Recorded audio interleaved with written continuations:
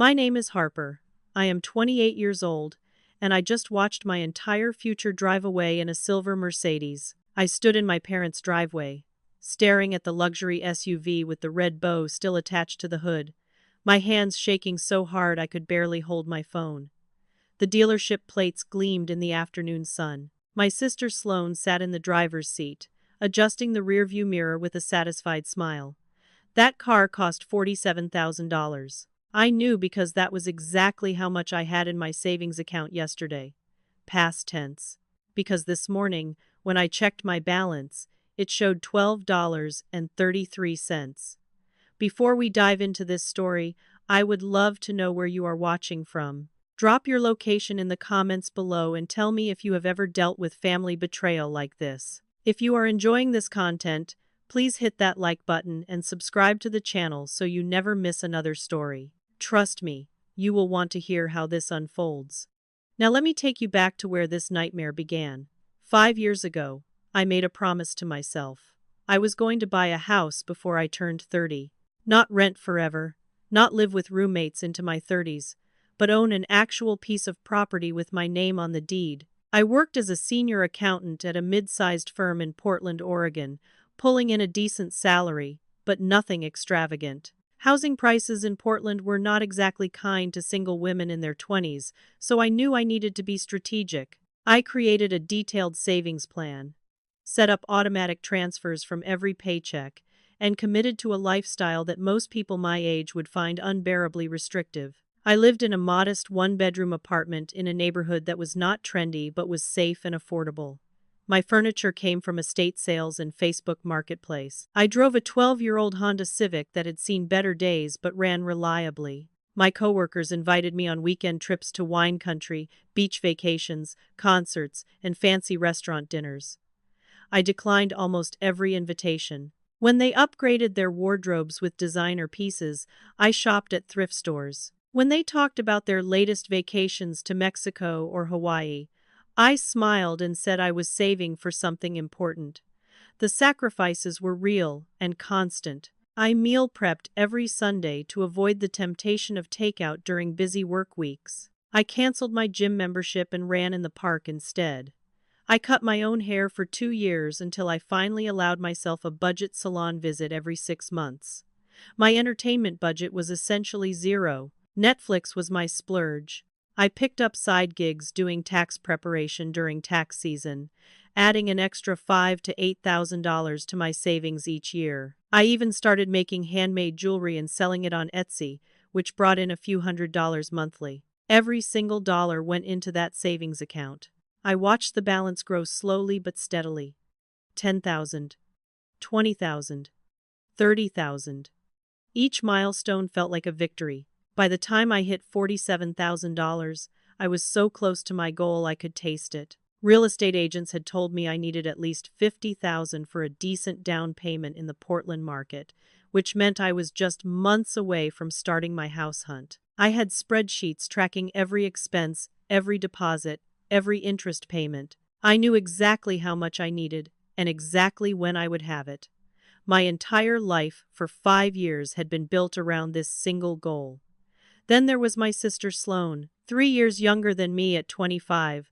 Sloane lived a completely different existence. Where I was disciplined and structured, she was what my parents lovingly called a free spirit. She worked part-time as a yoga instructor, though her employment history was spotty at best. She had been a barista, a boutique sales associate, a dog walker, and a social media coordinator for a startup that folded after 3 months. Nothing ever stuck. She lived rent-free in our childhood bedroom at our parents' house, a situation that had been temporary when she moved back after college but had somehow become permanent. She had no bills, no real responsibilities, and spent her modest income on clothes, concerts, brunches, and whatever caught her fancy that week. Our parents never pushed her to contribute to household expenses, or even to find full-time employment. Whenever I gently suggested that maybe Sloane needed more structure or accountability, my mother would say things like she is finding herself or she has a creative spirit. Not everyone is meant for corporate life like you, Harper. The implication was always clear. I was the boring, responsible one. Sloane was special, artistic, deserving of patience and support. Over the years, I watched my parents bail Sloane out again and again. They paid off her credit card debt twice. They covered her car insurance when she forgot to pay it and her policy lapsed. They funded a photography course she never completed and a nutrition certification she abandoned halfway through. Each time, they explained it away as helping family, as supporting her journey. Each time, I bit my tongue and reminded myself that their enabling of Sloane was not my business. I focused on my own goals and tried not to let the resentment build, but it did build, slowly and steadily, like sediment collecting at the bottom of a river. I felt invisible in my own family. My achievements at work, my promotions, my financial discipline, none of it seemed to matter as much as Sloane's latest whim or creative project. When I shared that I was close to my house down payment goal, my mother said, "That is nice, dear," in the same tone she used when I told her I had organized my closet. When Sloane posted a photo of a latte with foam art on Instagram, my mother commented with 3 heart emojis and shared it to her own page. 3 months ago, everything changed. Sloane called me on a Tuesday evening, her voice breathless with excitement. She had found an incredible opportunity, she said. A yoga teacher training certification program in Bali that would transform her entire career. It was intensive, prestigious, and exactly what she needed to finally get serious about her professional life. The program cost $8,000, including travel and accommodation for the month-long training. She had applied and been accepted, but she needed the money up front, and the program started in 2 weeks. She asked if I could lend it to her. I hesitated. $8,000 was a significant chunk of my savings, and Sloane's track record with money was not exactly stellar. But she swore this was different. She had a plan. Once she completed the certification, she could charge premium rates for private sessions and workshops. She would pay me back within 6 months, maybe sooner. She sounded more focused and determined than I had ever heard her. I wanted to believe that maybe this time, she really was turning things over. Then my parents got involved. My mother called the next day and said that Sloane had told her about the opportunity and how I was considering helping. She said it would mean so much to Sloane, and that family helps family in times of need. My father chimed in on speakerphone, saying I made good money and $8,000 would not make or break my house plans. He said I should not be selfish when my sister was finally taking her future seriously. The pressure was immense. I felt cornered, guilted, manipulated, but I also felt a tiny flicker of hope.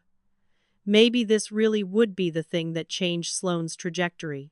Maybe she would pay me back and prove everyone wrong about her. Maybe I was being too cynical and controlling, so I agreed.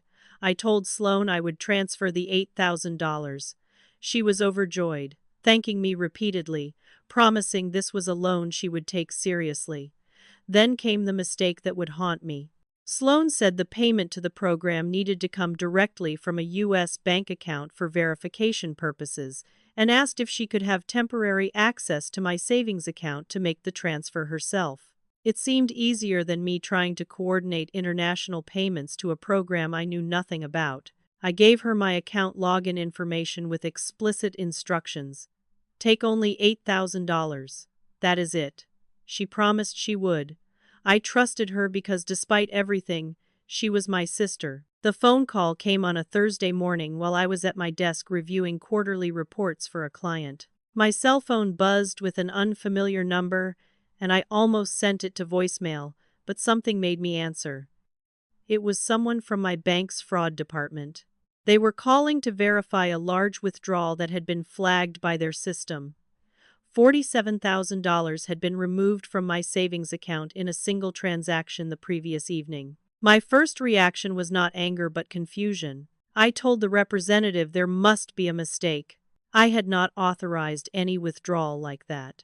The representative calmly explained that the withdrawal had been made through online banking using verified login credentials, and the funds had been transferred to an automotive dealership as payment for a vehicle purchase. My stomach dropped. I felt the blood drain from my face. My hands went cold. I asked the representative to repeat what she had just said. An automotive dealership.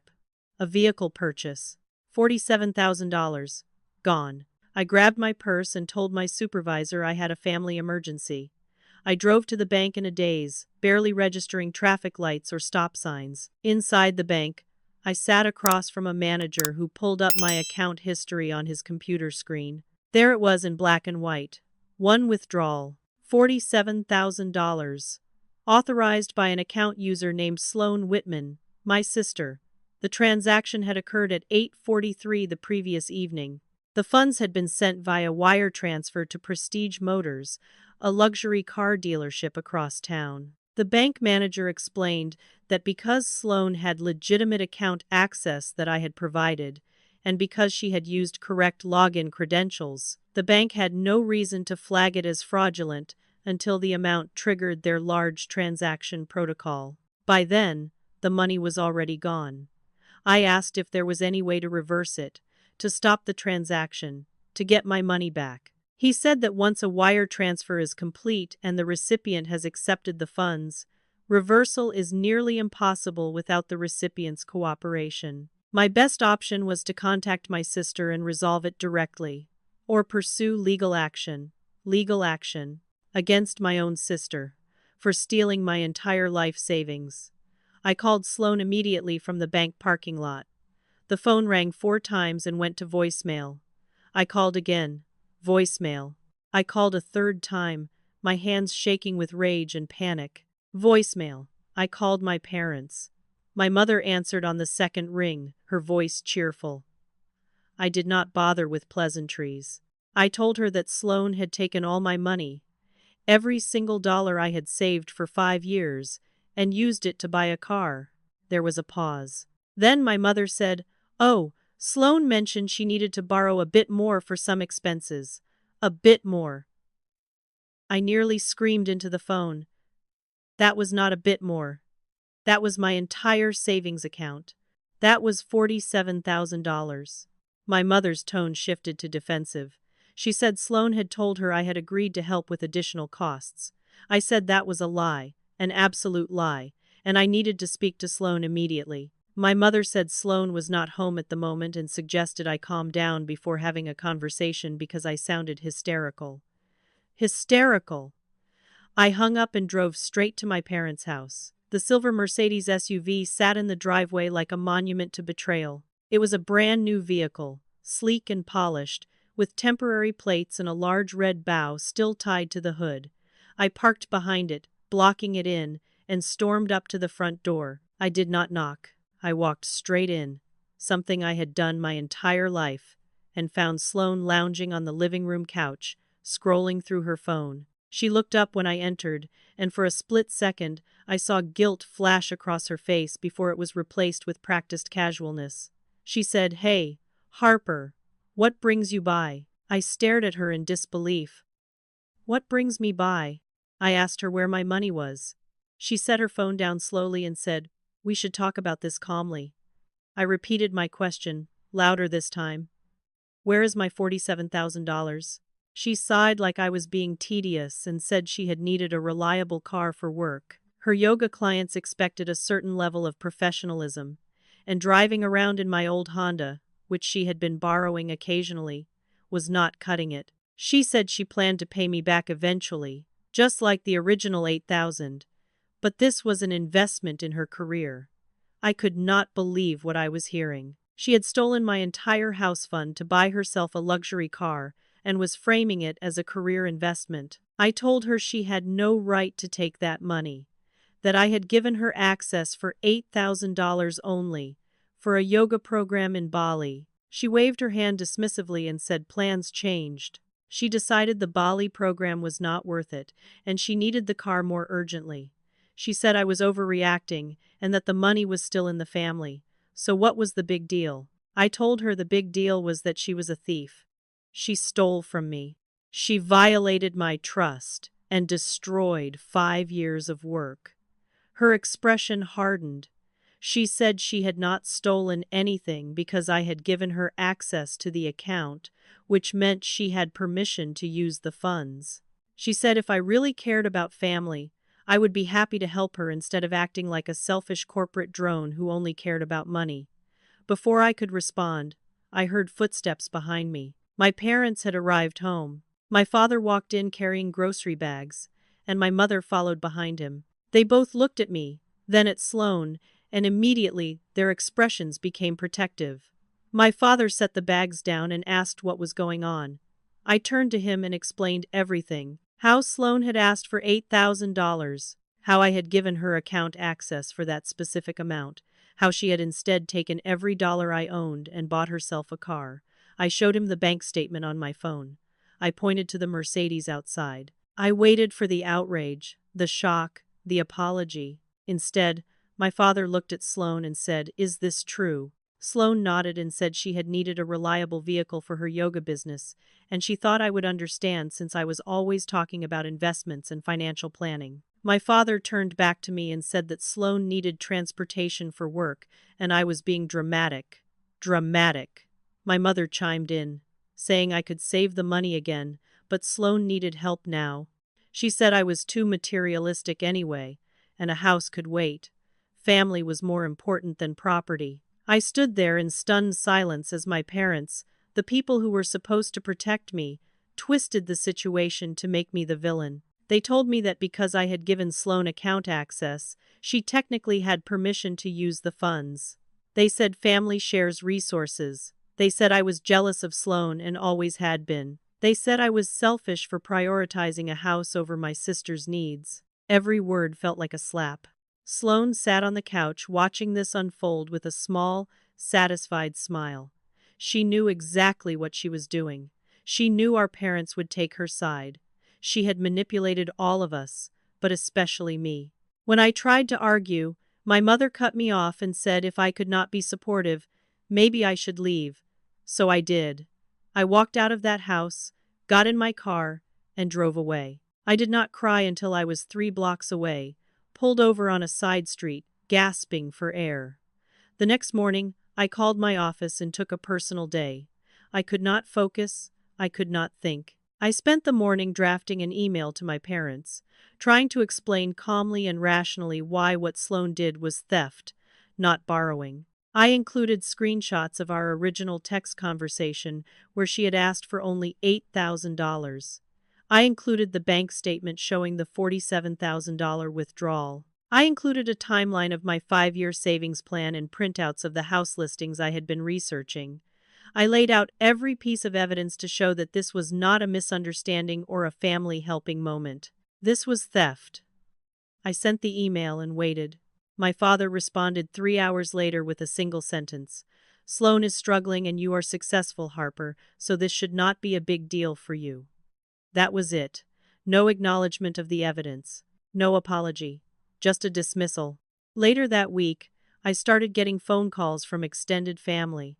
My Aunt Margot, my mother's older sister, called and immediately launched into a lecture about how family takes care of each other. She said she had heard from my mother that I was making Sloane feel terrible about bettering herself and that I should be ashamed. I tried to explain what actually happened, but she talked over me. She said I had always been judgmental of Sloane's lifestyle, and that this was just another example of my need to control everything. She said money was not more important than family, and I needed to forgive and move on. When I told her Sloane had stolen from me, she scoffed and said I was being melodramatic.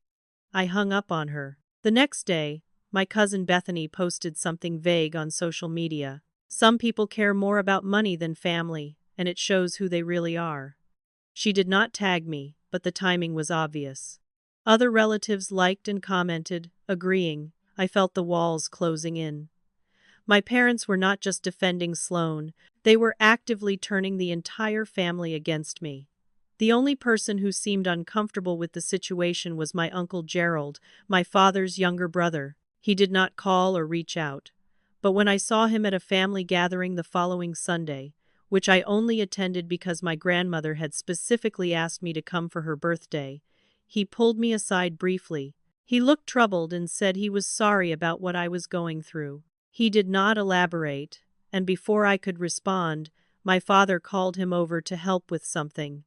That brief moment of acknowledgement meant more than he probably realized. Everyone else at that gathering treated me like I was the problem. Sloane arrived late, driving the Mercedes, and my grandmother cooed over how beautiful it was. Sloane gave her a ride around the block. My mother took photos. My father bragged to relatives about Sloane's growing yoga business. I sat at the table, invisible. I had consulted with a lawyer earlier that week. I brought all my documentation, hoping there was some clear legal path forward. The attorney, a woman in her 50s with kind eyes and a no-nonsense demeanor, reviewed everything carefully. Then she delivered the bad news. Because I had voluntarily given Sloane access to my account, proving theft in criminal court would be nearly impossible. The prosecutor would see it as a civil dispute between family members, not a criminal act. My only real option was to sue Sloane in civil court for the return of the funds. However, she warned me that family lawsuits were messy, expensive, and emotionally draining. Even if I won, which was likely given the evidence, collecting the money would be difficult if Sloane had no assets or income.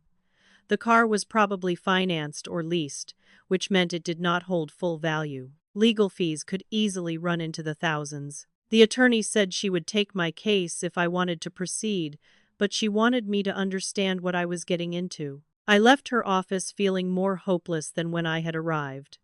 Sloane, emboldened by our parents' support, reached out a few days later with what she called a compromise. She sent me a text message saying she wanted to make things right and proposed a payment plan. She would pay me back $50 per month until the debt was cleared. I did the math. $50 a month for $47,000 meant it would take 78 years to repay me. I would be 106 years old when I received my last payment. I texted back asking if she was serious. She responded that it was all she could afford and that I should be grateful she was willing to pay anything at all. When I refused, she called my mother crying, saying I was being unreasonable and vindictive. My mother called me that evening and accused me of sabotaging Sloane's attempts to make amends. She said I clearly did not want a resolution. I just wanted to punish my sister.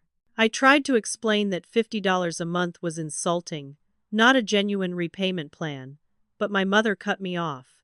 She said I was being greedy and that she was disappointed in me. She hung up before I could respond. That night, I sat in my apartment and had my first full panic attack.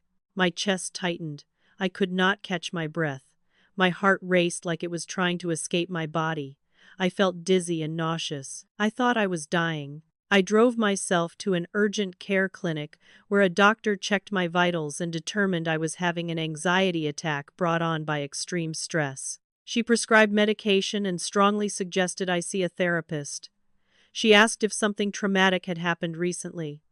I almost laughed. Traumatic. My sister had stolen my future. My parents had chosen her over me. My extended family thought I was a monster, and I was completely alone. Yes, something traumatic had happened. The doctor squeezed my hand and said whatever I was dealing with, I needed support. She gave me a referral list for therapists who specialized in family trauma. Family trauma. I had never thought of my situation in those terms before, but sitting in that examination room, I realized that was exactly what this was.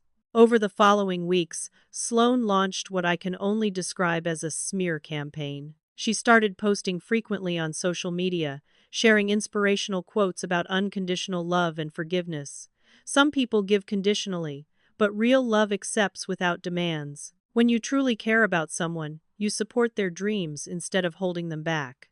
Family means being there even when it costs you something. Each post was clearly directed at me, and each one received dozens of likes and supportive comments from people who had no idea what actually happened. My parents shared every single post. My mother commented with heart emojis and messages like, "So proud of you, sweetie." My father tagged relatives and said everyone should see Sloane's wisdom. I was being publicly painted as the villain without anyone ever naming me directly. People who had known me my entire life, who had watched me grow up, started viewing me through this distorted lens. Former family friends who used to greet me warmly at gatherings now gave me cold, tight smiles or avoided me altogether. The situation reached a new low at my mother's 60th birthday party. I debated not attending, but my mother had specifically called and asked me to come, saying it would mean a lot to her. I interpreted that as a possible olive branch, a chance to reconnect. I was wrong. The party was held at a nice restaurant with about 40 guests, including extended family and my parents' close friends. I arrived on time, brought a thoughtful gift, and tried to blend into the background. Everything seemed fine until Sloane arrived an hour late, making a grand entrance. She pulled up outside the restaurant in the Mercedes, and several guests went outside to admire it. I heard people complimenting her, asking about the car, saying how successful she must be doing to afford such a nice vehicle. Sloane soaked up the attention. She came inside glowing, and my parents rushed to greet her like she was a celebrity. During dinner, my father stood to make a speech. He talked about my mother's kindness, her generosity, her dedication to family. Then he transitioned to talking about how proud they were of both their daughters, but he spent considerably more time praising Sloane. He talked about her free spirit, her creativity, her willingness to take risks and follow her dreams. He said she had recently made a big investment in her career, and that he admired her courage.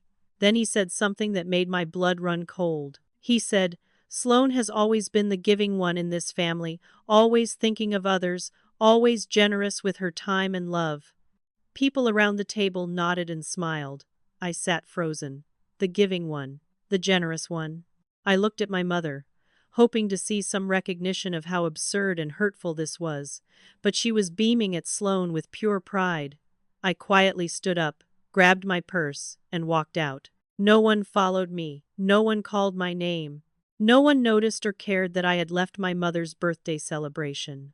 I sat in my car in the parking lot for 20 minutes, crying so hard I thought I might vomit. Eventually, I drove home in silence.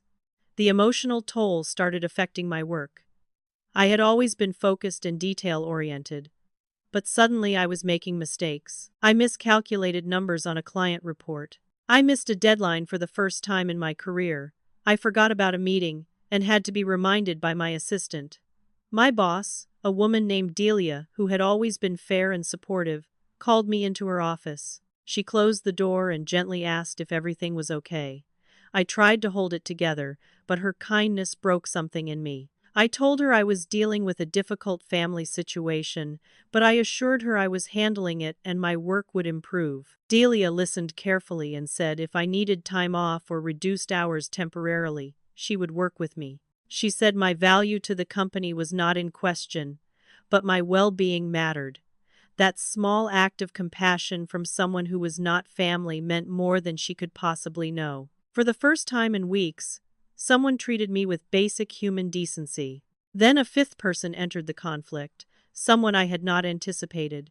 Kenneth was my parents' financial advisor, a man they had worked with for over a decade. He had known me since I was a teenager. My parents apparently consulted him about the situation, framing it as Harper is causing family drama over money, and we do not know how to handle it. Kenneth called me directly and said he wanted to offer some perspective as a neutral party. Except, he was not neutral at all. He spent 15 minutes lecturing me about the importance of family harmony, saying that money comes and goes but relationships are permanent. He said at my age and income level, I should be more flexible and understanding. He suggested I forgive Sloane and move forward for the sake of keeping the family intact. He said my parents were genuinely distressed by my attitude, and as their advisor, he felt compelled to encourage reconciliation. I asked him if he would feel the same way if someone stole $47,000 from him. He said that was different because this was family. I thanked him for his time and hung up. Later, I realized Kenneth had a vested interest in maintaining my parents' happiness. They were his clients. If I caused them ongoing stress, they might seek a different advisor. His call had nothing to do with helping me, and everything to do with protecting his business relationship. The attacks continued from multiple directions. Sloane started making new demands. She had applied to rent an apartment, wanting to finally move out of my parents' house now that she had a nice car and felt more independent. However, her credit score was terrible from unpaid credit cards and missed payments over the years. She needed a co-signer. She asked me, I received a text message asking if I would co-sign her lease since we were family and it would really help her get a fresh start. I did not even respond. When I did not answer, she called my mother, who then called me. My mother said this was a small thing I could do to show support and help repair our relationship. I said absolutely not. I would not co-sign anything for someone who had stolen from me. My mother's voice turned icy. She said after everything they had done for me over the years, I could not do this one small favor for my sister.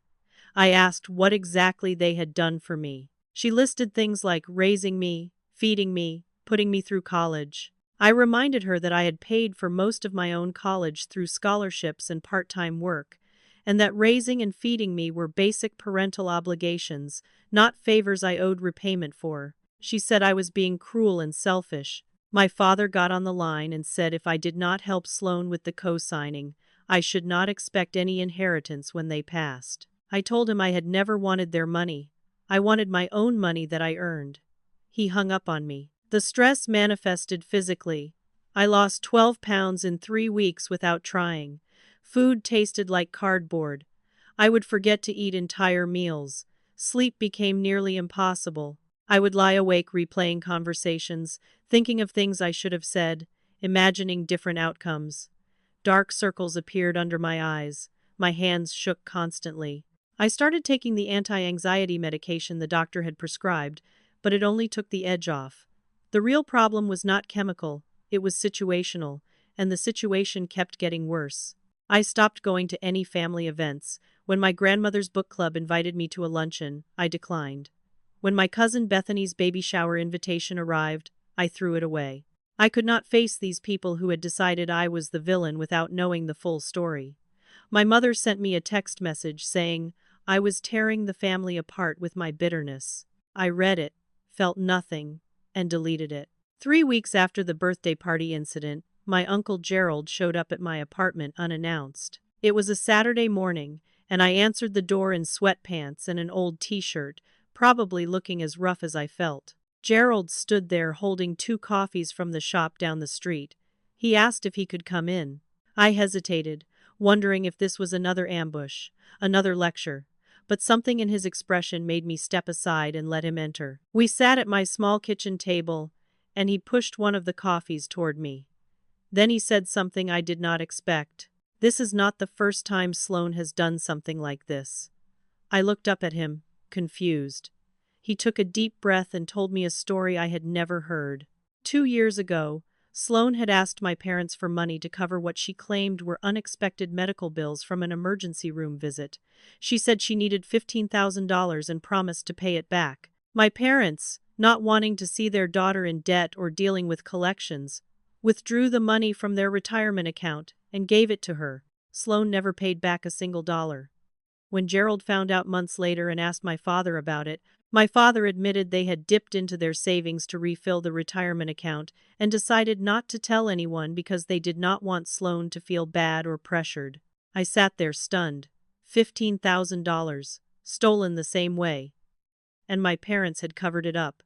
Gerald saw my expression and continued. He said he had kept quiet at the time because it was not his business, but seeing what was happening now, he felt I deserved to know the truth. He reached into his jacket pocket and pulled out photocopies of bank statements. He had kept them because he had loaned my father $5,000 during that period to help cover some bills, and my father had never explained why he suddenly needed money despite supposedly having retirement savings. Gerald had figured it out later and kept the documentation.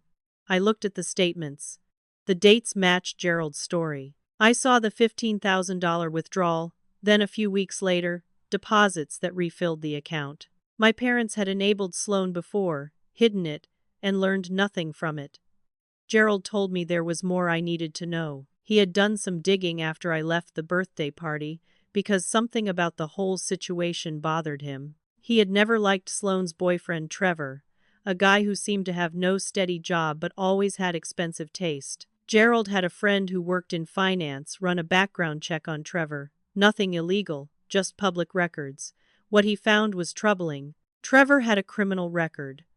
6 years ago he had been convicted of check fraud. He had written bad checks to multiple retailers and ended up with a misdemeanor conviction and probation. He also had significant gambling debts, according to public court filings from a lawsuit a creditor had filed against him. Gerald suspected Trevor was manipulating Sloane, encouraging her to extract money from family, with plans to get his hands on it. Gerald had even driven by the dealership where the Mercedes was purchased and asked some casual questions. The salesman remembered the sale because Trevor had been there with Sloane, and Trevor had been the one test driving the car and asking most of the questions. The car was registered in Sloane's name, but Trevor was clearly the one who wanted it. This information hit me like a freight train. Sloane was not just irresponsible, she was being used, and my parents were so blinded by their need to protect her that they could not see it. I asked Gerald why he was telling me this now. He said because he was ashamed of staying silent 2 years ago, and he was not going to make that mistake again. He said I was right to be angry, and he was sorry he had not supported me sooner. He told me I was not crazy, I was not selfish, and I was not wrong. Those words broke something open in me. I started crying, not the angry tears I had cried before, but deep, exhausted sobs of relief.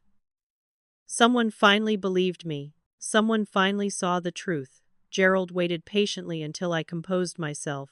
Then he said I needed to decide what I was going to do next, but whatever I chose, he would support me. I spent the rest of that day thinking. I took Gerald's copies of the bank statements and started building a case file. I went through my text messages with Sloane and took screenshots of everything. The original request for $8,000 for the Bali yoga program. Her promises to pay it back in 6 months. The message where I explicitly told her she could only take $8,000. I logged into my bank account and downloaded every statement showing the $47,000 withdrawal. I printed transaction details showing the wire transfer to the car dealership. Then I did something I probably should not have. I logged into an old shared family cloud account that Sloane and I had used years ago to share photos. I had never removed my access, and apparently, neither had she. I found folders of recent photos, including pictures from a vacation Sloane and Trevor had taken to the Maldives just 2 months ago. Not Bali, the Maldives. A luxury resort.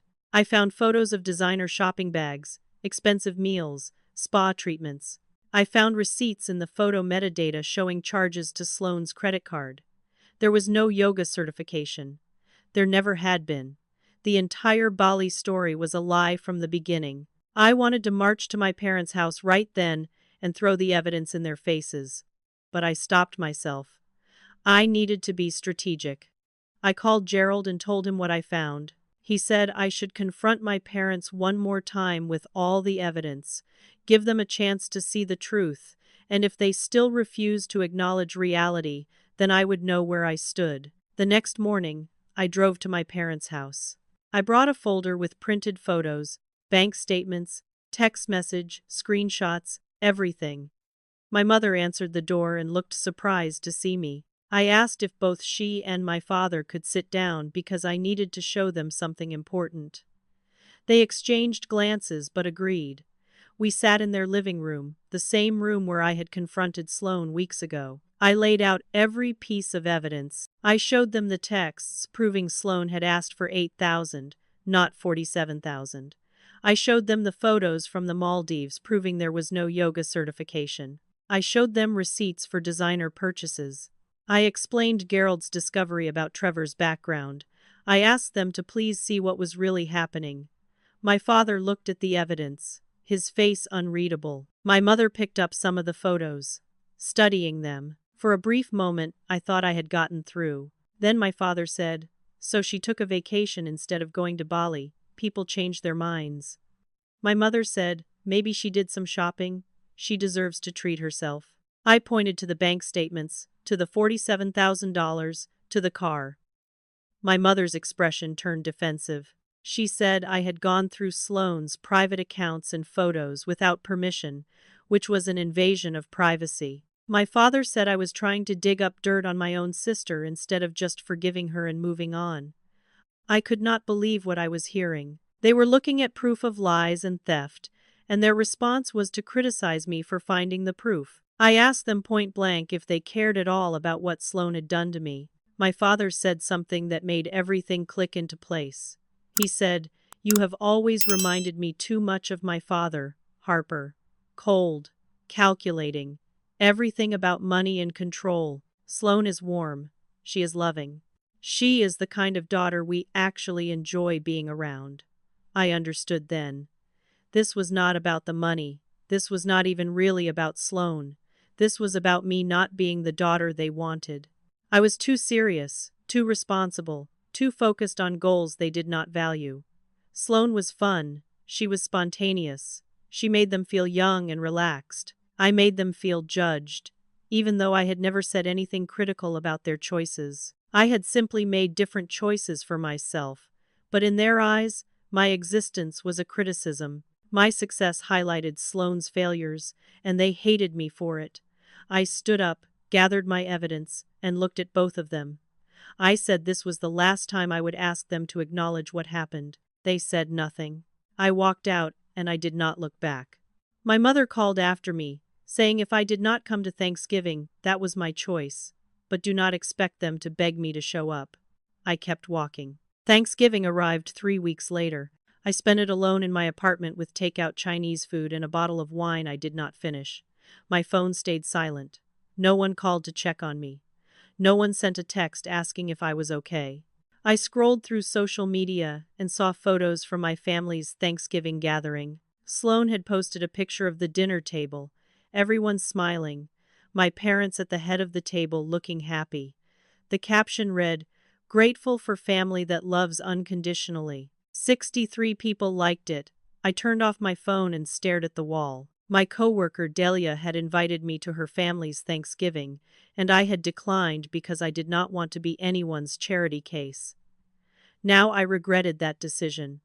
Being alone was worse than I had imagined. The silence was oppressive. I kept replaying every moment of the past few months, wondering what I could have done differently, wondering if I was actually the problem. The week after Thanksgiving, my parents sent out their annual holiday card to the extended family and their friends list. Someone forwarded me a copy. The card featured a photo of my parents, Sloan, and my grandparents. I was not in it.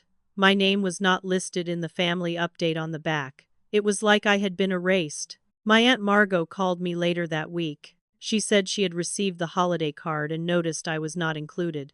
She asked if I knew how heartbroken my parents were that I had chosen not to participate in family events. I corrected her. I had not chosen anything. I had been excluded and attacked for asking that a theft be acknowledged. Margot sighed like I was being exhausting. She said my parents had told her I was refusing to come to Christmas unless Sloan apologized, which was manipulative and cruel. I told her that was not true. I had never demanded an apology. I had asked for my stolen money back. Margot said I needed to let go of this obsession with money and just apologize to Sloan so the family could heal. Apologize to Sloan for being stolen from.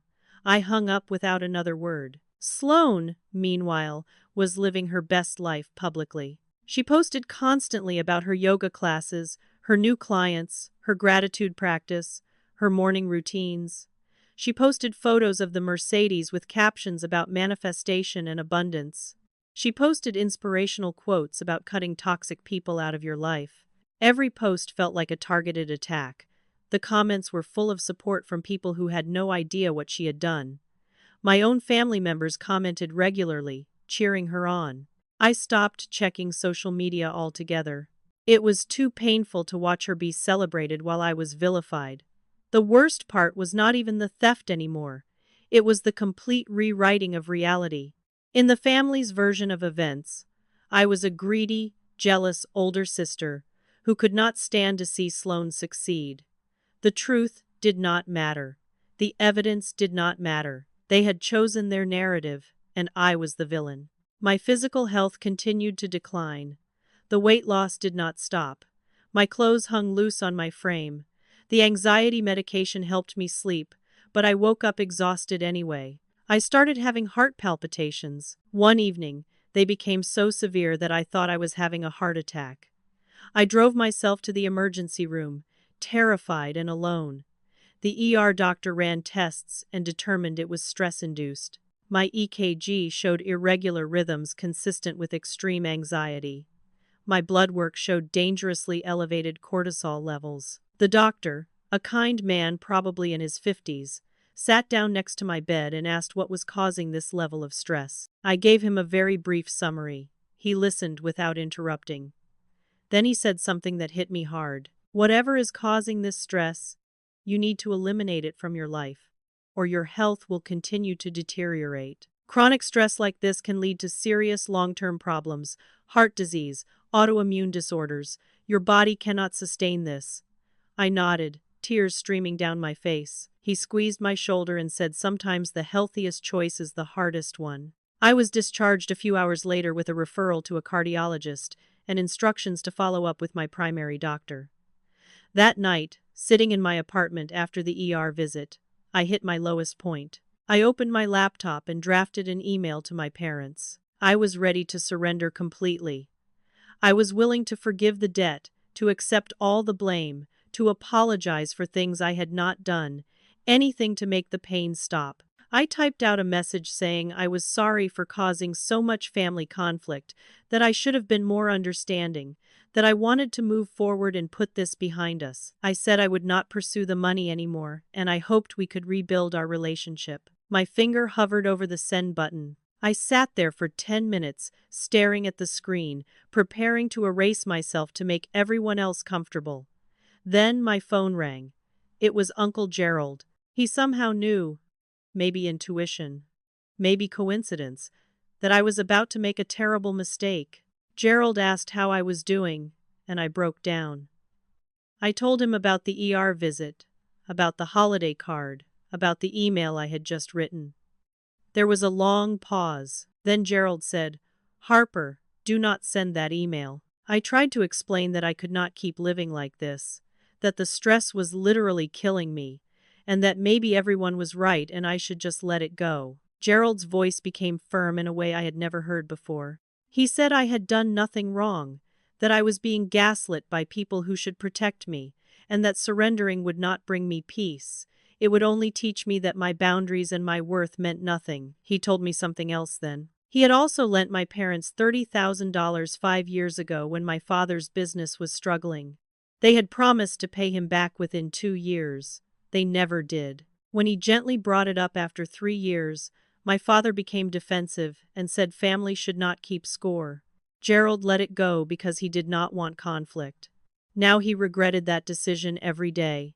He said if he had held his ground back then, maybe my parents would not have felt so comfortable taking advantage of their children. He told me not to make his mistake. He said, "You are not wrong, Harper, and you are not alone." I deleted the email draft. I did not send it.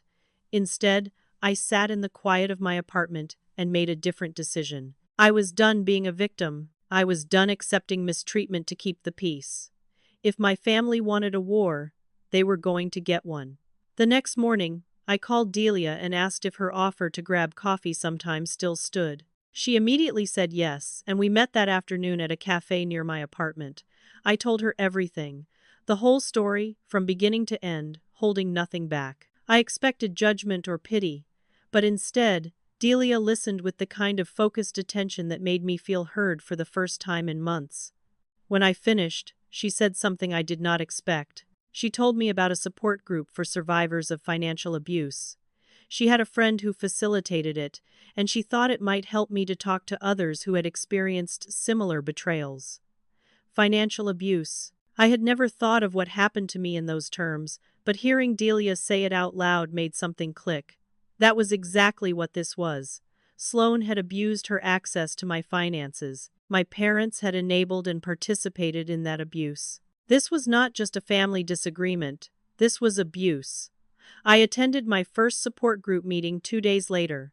It was held in a community center, a small room with folding chairs arranged in a circle. There were 8 other people there, ranging in age from early 20s to late 60s. The facilitator, a therapist named Marcus, explained that financial abuse was a form of control and manipulation that often happened within families or intimate relationships. He asked if anyone wanted to share their story. I listened as others talked about parents who stole their identities to open credit cards, partners who controlled every dollar, siblings who manipulated their way into inheritances. Each story resonated with me. When it was my turn, I shared what happened with Sloane. The group listened without interruption. When I finished, there was a moment of silence. Then a woman named Fiona, probably in her 40s, said, "You are not crazy, and this is not your fault."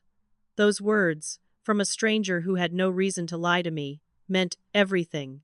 Other members nodded. Someone else said, "Your family is gaslighting you, and that is a form of abuse too." I left that meeting feeling lighter than I had in months. I was not alone. I was not wrong. What happened to me had a name, and there were other people who understood. Through the support group, I got a referral to a new attorney, a woman named Rachel, who specialized in family financial crimes. I met with her the following week and brought all my documentation. Rachel reviewed everything methodically, taking notes, asking clarifying questions. When she finished, she looked up at me and said, "I think we have a strong case." The first attorney I had consulted had focused on the account access issue, which made prosecution difficult. But Rachel saw a different angle. Sloane had lied about the purpose of the loan. She had claimed she needed $8,000 for a yoga certification in Bali, which was provably false. That lie, used to gain access to my account, constituted fraud. Rachel explained that fraud involves intentional deception to secure an unfair or unlawful gain. Sloane had deceived me about her intentions, gained access under false pretenses, and then taken an amount far beyond what was agreed upon. It was not a perfect case, but it was viable. Rachel said if I wanted to pursue this, we could file a civil lawsuit for fraud and seek full repayment plus damages. It would not be easy, and there were no guarantees, but it was an option. I sat with that information for several days. Did I really want to sue my sister? Did I want to drag this through the courts and make it even more public and ugly? Part of me wanted to walk away, to cut my losses and start over. But another part of me, the part that had been growing stronger since that night I almost sent the surrender email, knew that walking away would haunt me forever. This was not just about the money anymore. It was about principle. It was about standing up for myself when no one else would. It was about refusing to accept mistreatment just because it came from family. I called Rachel and told her I wanted to proceed with the lawsuit. She said she would begin drafting the complaint immediately. Before filing, though, Sloane made one more move that solidified my decision. She and Trevor got engaged. Sloane called me directly, her voice bright and cheerful, as if nothing had happened between us. She said she had exciting news. She and Trevor were getting married next summer, and she wanted me to be her maid of honor. I was so stunned I could not speak for a moment. She continued talking, saying she knew we had our differences, but this was a chance to put everything behind us and start fresh. She said family was important, and she did not want to get married without her sister by her side. I finally found my voice. I asked if she was serious right now. She laughed and said, of course she was serious. Why would she joke about something like that? I told her there was no universe in which I would participate in her wedding after what she had done. She sighed dramatically and said, "Come on, Harper, it is just money. Let it go. Just money. $47,000. 5 years of my life. My entire future. Just money." I told her she had stolen from me, lied to me, and destroyed my trust. She said I was being cruel and holding a grudge, that if I really loved her, I would forgive her and move on. I hung up. An hour later, my parents called. They were both on the line, speaking in that unified tone parents use when they are presenting a united front. They said Sloane had told them about the phone call and that I had refused to be in the wedding. They said this was my last chance to make things right. Either I participated in Sloane's wedding and showed that I valued family over money, or I was out of the family permanently. My father said, "We are cutting you out of our will, Harper. You will not get a single dollar when we are gone, so you better think carefully about your decision." I almost laughed. They thought threatening me with money would work, as if I had not already learned that lesson. I told them I had never wanted their money, and I did not want it now. I wanted my own money. the money I had earned, the money Sloane had stolen. My mother said I was being vindictive and selfish. I said I was being someone with boundaries and self-respect. My father said if I went through with any legal action, they would make sure the entire family knew what kind of person I really was. I told them the entire family already thought I was a monster, so they had already accomplished that goal. We hung up. I immediately called Rachel and told her to file the lawsuit. Within 3 days, the papers were ready. We filed the civil complaint against Sloane for fraud, seeking the full $47,000 plus interest, legal fees, and court costs. We also filed for a restraining order against harassment, which covered both Sloane and my parents if they continued their campaign of calls and pressure. The papers were served to Sloane at my parents' house by a process server. I was not there, but Gerald told me later what happened. Sloane opened the door expecting a delivery, and instead was handed legal documents. She apparently screamed and slammed the door. My parents called me immediately. Sloane was in the background crying and yelling. My father said I had crossed a line, that you do not sue your own family, that I was a monster. I stayed calm. I said Sloane had crossed the line when she stole from me, and I was simply using the legal system to hold her accountable. My mother called me every name she could think of: heartless, cold, vindictive, cruel. I listened to all of it, and then I said something I had been wanting to say for months. I told them they had failed as parents, that they had raised one daughter to believe actions had no consequences, and another daughter to believe she did not matter. I told them I was done protecting their feelings and enabling their dysfunction. Then I hung up and blocked both their numbers. I blocked Sloane's number. I blocked my Aunt Margot's number. I blocked anyone who had participated in the gaslighting campaign. The silence that followed was the most peaceful thing I had experienced in months. Over the following weeks, the family divided in ways I had not anticipated. Uncle Gerald publicly stated his support for me, which shocked everyone. He posted on social media, something he rarely did, explaining that he had also lent money to family members that was never repaid, and that he supported Harper's decision to hold people accountable. He did not name names, but everyone knew who he meant. His post was met with mixed reactions. Some relatives commented negatively, but others reached out to him privately. It turned out Gerald was not the only one. My Aunt Lucinda, my father's younger sister who lived across the country and rarely attended family events, sent me an email. She said she had heard about the lawsuit and wanted me to know she supported me. She then revealed that Sloane had borrowed $3,000 from her 2 years ago, claiming it was for a security deposit on an apartment. Sloane never moved into any apartment, and the money was never repaid. Lucinda had not said anything because she did not want to cause family drama, but seeing me take a stand made her realize silence was enabling. Other relatives began coming forward privately, not publicly, but in emails and texts, small amounts here and there that Sloane had borrowed and never returned. The pattern was undeniable. As the lawsuit moved forward, we entered the discovery phase. Rachel subpoenaed financial records related to the car purchase. What we discovered was shocking. The car dealership records showed that Trevor had been the primary person negotiating the deal. He had test-driven the car, he had discussed financing options, and he had pushed for the most expensive model. Sloane had essentially been a puppet, providing her name and the money while Trevor made the decisions. The dealership salesman, when questioned, remembered Trevor clearly because he had been aggressive and demanding. We also discovered through court-ordered financial disclosures that Trevor had significant gambling debts totaling over $20,000. He owed money to multiple creditors and had judgments against him. When Rachel dug deeper, she found that Trevor had a criminal record. 6 years earlier, he had been convicted of check fraud. He had written bad checks to retailers and was sentenced to probation. This was all public record, but no one in my family had bothered to look. Sloane apparently had no idea about Trevor's past. Rachel filed a motion to include Trevor as a co-conspirator in the lawsuit, arguing that he had manipulated Sloane and benefited from the fraud. The motion was granted. Trevor was now a defendant. When he received the papers, his response was immediate.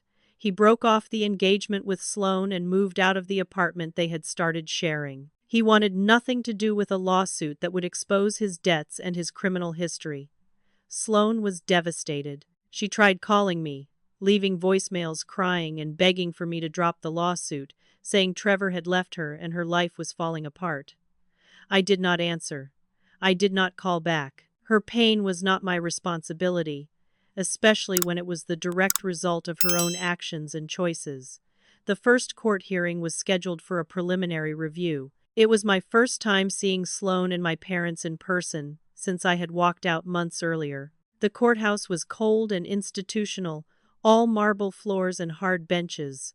Sloane arrived with my parents and a lawyer they had hired for her using money they claimed not to have. Sloane was dressed in designer clothes, wearing expensive jewelry Trevor had bought her before he left. She looked nothing like someone who was struggling or remorseful. My parents sat on either side of her, glaring at me from across the room. The judge called the case, and we all stood. Sloane's attorney argued that this was a family loan dispute, not fraud, and should be dismissed. Rachel presented our evidence. The text messages showing the explicit $8,000 limit, the Maldives vacation photos proving the Bali yoga story was a lie, the testimony from the car dealership about Trevor's involvement, bank records showing no repayment attempts beyond the insulting $50 a month offer. The judge reviewed everything carefully. Then he said something that made my heart leap. Based on the evidence presented, this appears to be a case of fraud rather than a simple loan dispute. The misrepresentation about the purpose and amount suggests intentional deception. We will proceed to trial. Sloane's face went pale. My parents looked furious. After the hearing, Sloane confronted me in the courthouse hallway. My parents stood behind her, and Rachel stood behind me. Sloane said I was really going through with this, that I was really going to destroy her over money. I looked at her calmly and said, "No, Sloane. You destroyed yourself when you decided to lie and steal from me. I am simply holding you accountable for your actions." She started crying, saying our parents would never forgive me. I told her I did not need their forgiveness. I needed my money back. She turned to my parents, waiting for them to jump to her defense, but my father just looked tired. My mother tried to argue, but Rachel cut her off and said if they continued to harass me, they would be added to the restraining order. We walked away, leaving them standing in the hallway. A week later, Trevor's true nature became even more apparent.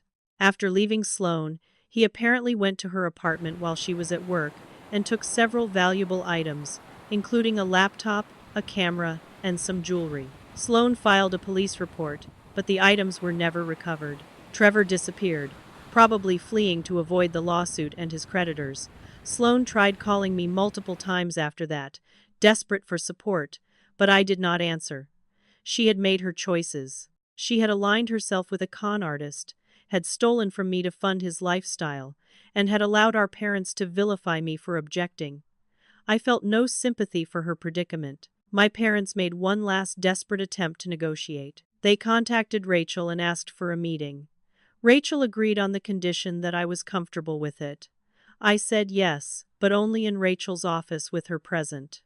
We met on a gray Tuesday afternoon. My parents looked older than I remembered, worn down and stressed. My father spoke first. He said they would give me $10,000 if I dropped the lawsuit. 10,000 out of 47,000. I did not even have to think about it. I told them the total amount owed was now $52,000, including interest and legal fees. My father said they did not have that kind of money. I told him then Sloane needed to sell the car. My mother immediately objected, saying Sloane needed that car for work. I leaned forward and said, and I needed my house fund for my future. But that did not stop any of you from taking it. We are done here. Rachel stood, signaling the meeting was over. My parents left without another word. The court ordered mediation as a final attempt to resolve the case without trial. A professional mediator sat down with both sides and listened to the arguments. Sloane's attorney tried to frame the situation as a misunderstanding, claiming Sloane thought I was gifting her the money because that is what family does. The mediator asked to see the text message evidence. Rachel presented the messages where Sloane explicitly said she would pay me back within 6 months and promised to only take $8,000. The mediator asked Sloane's attorney how those messages aligned with the claim that Sloane thought it was a gift. The attorney had no good answer. He fumbled through an explanation that did not make sense. The mediator turned to Sloane and asked her directly if she understood that taking more money than agreed upon was wrong. Sloane, for the first time, looked genuinely uncomfortable. She said she had needed the car and thought I would understand eventually. The mediator said that was not how consent or agreements worked. Mediation was declared unsuccessful. We were going to trial. 1 week before the trial date, Sloane's attorney called Rachel with a settlement offer. They wanted to avoid trial because the evidence was too strong, and they would likely lose. The proposed settlement was that Sloane would return the Mercedes immediately, and the car would be sold. The proceeds from the sale, plus monthly payments from Sloane, would repay the full debt. Sloane had gotten a full-time job at a retail store after Trevor left, so she had provable income to make payments. Rachel negotiated the specific terms. The car sold at auction for $41,000 after 3 months of depreciation from Sloane's use. Sloane was required to pay the remaining $6,000 plus $10,000 in legal fees and interest over the next 2 years through court-ordered monthly payments of $667. If she missed a single payment, penalties would accrue, and my parents would become liable for the full remaining balance. The settlement was approved by the court and became a legally binding order. My parents were furious that they were named as backup liable parties, but Rachel had insisted on that term to ensure compliance. At the settlement signing, held in a conference room at the courthouse, my parents made one last effort to shame me. My mother said I had destroyed Sloane's life and they would never forgive me. I looked at her and said, Sloane destroyed her own life by stealing from me, lying to me, and refusing to take responsibility. All I did was refuse to be a victim. I am not asking for your forgiveness because I have done nothing wrong. My father tried to argue, but the mediator cut him off and said the matter was settled and further harassment could result in contempt charges. They signed the papers. Sloane signed the papers. I signed the papers. It was over. The months that followed were a period of adjustment. Sloane moved back in with my parents after losing her apartment without Trevor's financial contribution. She worked full-time at a department store and made her monthly payments on schedule. She stopped posting on social media entirely. The Mercedes was gone, and she drove my parents' old sedan. She had no more designer clothes, no more luxury vacations, no more illusions of grandeur. She was, for the first time in her life, experiencing real consequences for her actions. I heard through Uncle Gerald that she seemed genuinely changed, quieter and more subdued. Whether that change was real or just a result of having no other options, I did not know and did not care. My own healing took much longer than I expected. The lawsuit had taken an enormous emotional toll, and even after winning, I felt exhausted and hollow. I started seeing a therapist twice a week, working through years of family dysfunction, boundary violations, and the trauma of being betrayed by the people who were supposed to protect me. My therapist helped me understand that what I had experienced was a form of complex trauma, and that healing was not linear. Some days I felt strong and vindicated. Other days I felt sad and grieving for the family I wished I had but never did. Both feelings were valid. The anxiety attacks became less frequent with time and therapy. My heart palpitations stopped once the court case concluded. I slowly regained the weight I had lost and started taking care of myself again. I did not reconcile with my parents. They made one attempt about 8 months after the settlement, sending me a letter saying they thought enough time had passed and maybe we could talk.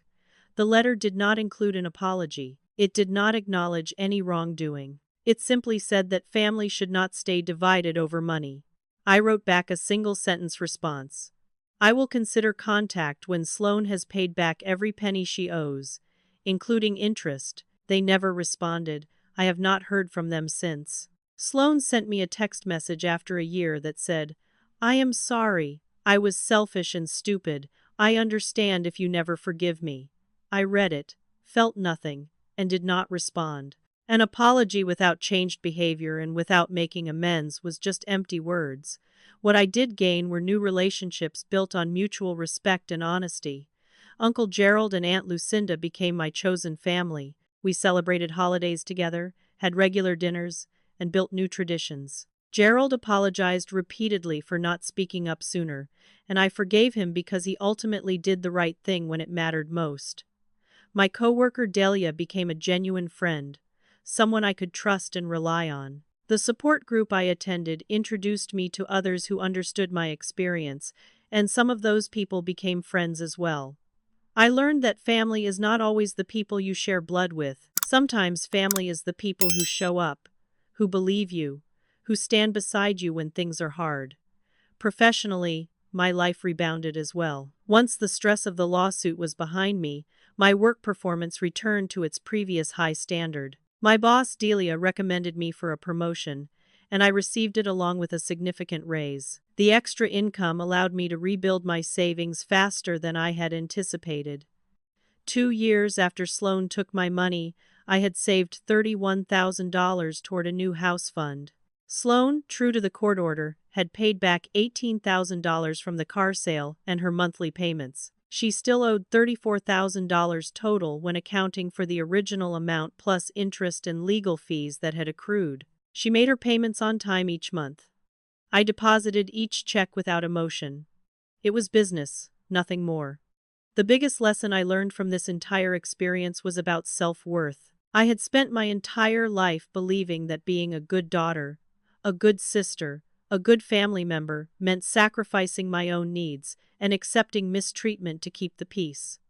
I learned that was wrong. Being a good person does not mean accepting abuse. Family does not mean tolerating betrayal. Love does not mean erasing yourself to make others comfortable. I learned that sometimes the strongest, bravest, most loving thing you can do is walk away from people who hurt you, even if those people are family. I learned that standing up for yourself will cost you something. In my case, it cost me my relationship with my parents and sister. But staying silent would have cost me more. It would have cost me my self-respect, my mental health, and my future. 2 years and 3 months after Sloan stole my savings, I closed on a small starter home. It was not the house I had originally planned to buy. It was smaller, in a less trendy neighborhood, and needed some cosmetic updates. But it was mine. I earned it through my own work and determination. Uncle Gerald and Aunt Lucinda helped me move in. Delia brought housewarming gifts. Friends from my support group came to celebrate. We filled that little house with laughter and warmth. I planted a garden in the backyard, something I had always wanted, and I watched it grow. The garden became a symbol for me. New growth after devastation, beauty after destruction, life continuing despite everything. One afternoon, I received an envelope in the mail. It was Sloan's monthly payment, a check for $667. I deposited it on my phone while sitting on my front porch, looking out at my garden. I felt nothing. No anger, no satisfaction, no sadness. Just neutral acknowledgement. The money was being repaid, the legal obligation was being met, and my life was moving forward. I thought about the person I was 2 years ago, standing in my parents' driveway, staring at that silver Mercedes, feeling like my entire world had collapsed. That person had been devastated and lost. The person I was now, sitting on the porch of her own home, was stronger and wiser. I had learned that I could survive betrayal. I had learned that I could stand alone. I had learned that my worth was not determined by whether my family loved me, but by how I loved and valued myself. I lost a family who did not value me, but I found myself, I found my strength, my boundaries, my voice. I found people who respected me and treated me with the dignity I deserved. I found peace in knowing I had done the right thing, even when it was the hard thing. And I found hope for the future, not as someone defined by what was done to me, but as someone who chose to rise above it. The journey was not easy, and the scars remain, but I do not regret a single decision I made. I stood up for myself when no one else would, and that made all the difference. My name is Harper. I am 30 years old now, and I own my own home. I built this life from the ashes of betrayal, and I am proud of who I have become. Not bitter, just wiser. Not broken, just stronger. Not alone, just selective about who I allow into my life. And that is the greatest victory of all. If you have ever experienced betrayal from family or struggled with setting boundaries with people you love, I want to hear from you. Drop a comment below telling me your story or how you dealt with a similar situation. Have you ever had to choose between keeping the peace and standing up for yourself? What did you decide and how did it turn out? Your stories matter, and sharing them helps others who might be going through the same thing feel less alone. If this story resonated with you, please hit that like button and subscribe to this channel for more real-life stories about overcoming family drama and finding your strength. Share this video with anyone who might need to hear it. Thank you so much for listening to my story and for being part of this community. I hope you find the courage to value yourself even when others do not, and I hope you build a life filled with people who truly see your worth. Take care of yourself and remember that standing up for what is right is never wrong, even when it costs you something. Wishing you strength, peace, and the wisdom to know when to walk away.